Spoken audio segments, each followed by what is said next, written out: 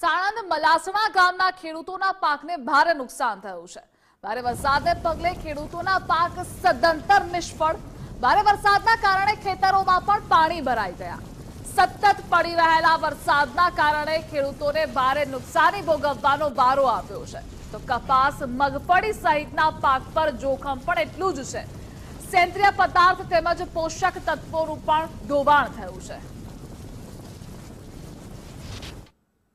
ગુજરાતમાં હાલ ચોમાસું સક્રિય છે અને વરસાદ જે રીતે અનરાધાર ગુજરાતમાં પડ્યો છે તેમાં વરસાદે જે ખેડૂતોની જગતના તાતની સ્થિતિ છે તે કફોડી કરી નાખી છે। ખાસ અમદાવાદ, સાણંદ અને વિરમગામ તાલુકાના આવેલા જે ગામડાઓ છે તે ગામડાઓની સ્થિતિ શું છે તે જાણવા ગુજરાત ફર્સ્ટની ટીમ આવી છે। ખાસ જે મેલાસણા ગામ છે આ સાણંદ તાલુકાનું, કેવો વરસાદ પડ્યો છે અને વરસાદને લીધે શું નુકસાન થયું છે પાકમાં? વરસાદ એવો પડ્યો છે કે 15 વર્ષથી આવો વરસાદ નહીં પડ્યો।